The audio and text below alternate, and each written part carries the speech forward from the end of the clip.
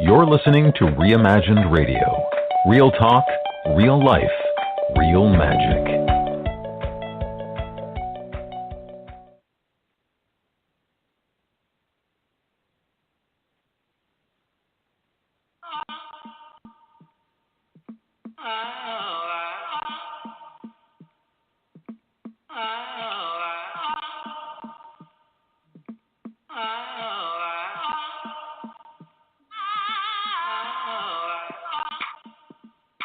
Welcome to Love, Life, and Law of Attraction, the show that is all about helping you find the love you want in your life and loving the life you have right now.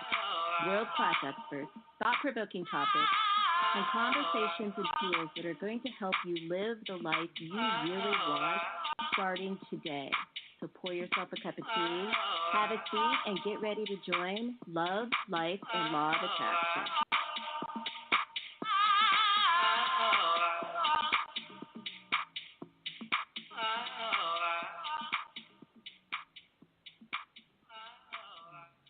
Hello, everybody. This is Lisa with Love, Life, and Law of Attraction, and I am coming to you from a beautiful day in Washington State, but I just heard thunder rumble in the background, so if my dogs freak out, I'm going to ask my studio producer over here, my trusty 9-year-old assistant, to take care of that. But, yeah, we rarely get thunder, and it seems to always happen when I'm recording episodes lately. Today we're going to talk about a fun topic, which is the best way to waste a first date. I'm going to share a story with you about a client, and she has given me permission to share this story. We're going to call her Carrie. Carrie came to me because she had been single for, almost 2 years. And during that time, she had gone on a bunch of first dates, only a couple of which, maybe 3 or 4, had led to second dates. And nothing much beyond that. I mean, this is a woman who is really beautiful, accomplished, doing well in her career. Like, her profile online was getting a lot of attention for obvious reasons. She really is a gorgeous woman, but just was never making it past that first date and could not figure out why. And when I first talked to her, she talked a lot about why don't these guys like me? Why don't they like me? Why am I not attractive enough? What am I doing wrong on these first dates? Why can't I just get picked?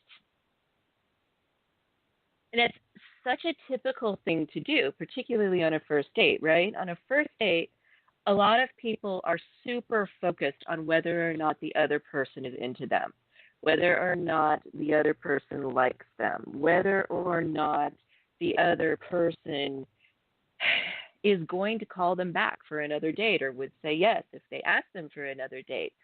I mean, it's really easy to get a lot of focus on whether or not the other person finds you attractive. And that has a smell to it, right? An energy to it.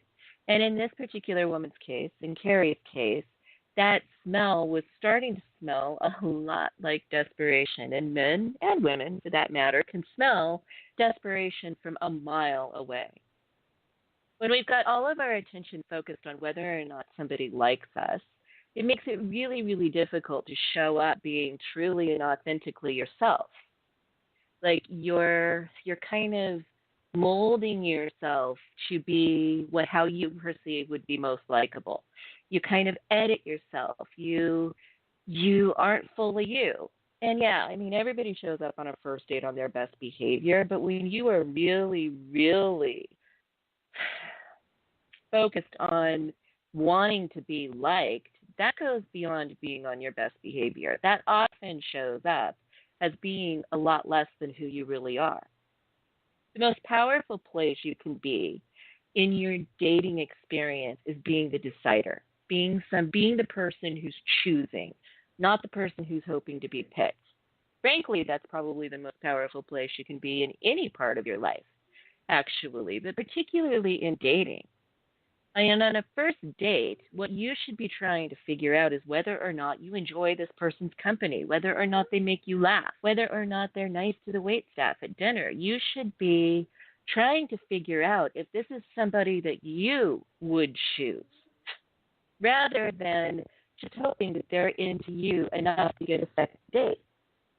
And when you show up as a decider, there is a distinctly different energy you bring to that exchange. I mean, first of all, you're bigger, you're bolder, you're more real, but you also are more confident because you're not energetically pandering to that other person to validate you by liking you.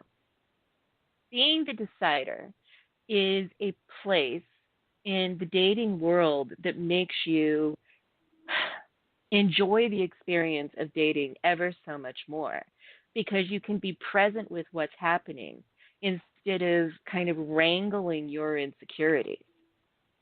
So with Carrie, we worked on that. And I mean, introducing the concept makes sense, but actually learning to own it took a little bit of time.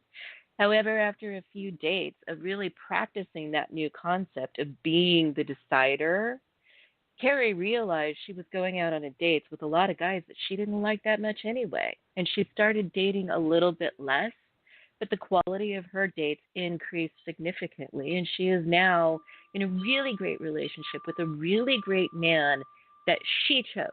And yes, he chose her too, but she chose from that place of power and that place of certainty and confidence. Hoping the other person is into you is a massive waste of time. It's a massive waste of a first date, and it's not going to get you any closer to where you want to be.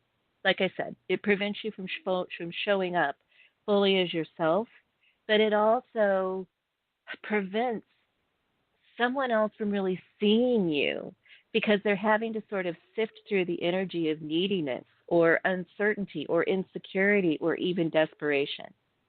So if you are in the dating game right now, my number one tip for you, my number one hope for you is that you can start moving yourself to the decider, the chooser, the picker seat right now. And I guarantee you're going to be having more fun dating. And I also guarantee you're going to get significantly better results. So if you would like any support from me on this or anything else, you can find me at lisamhayes.com. That's Lisa Marie, lisamhayes.com. I would love to chat with you. I would love to help you find the love you want and build a life you love.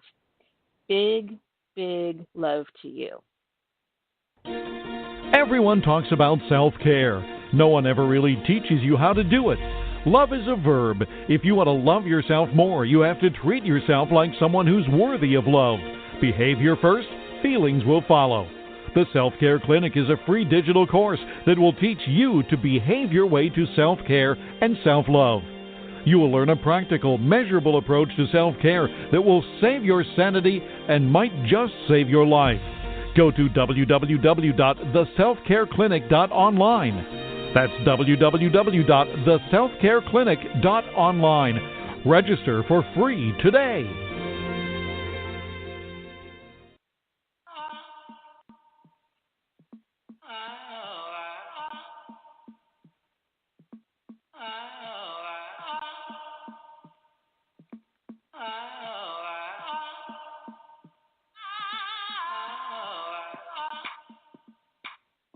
Thank you for joining us on Love, Life, and Law of Attraction.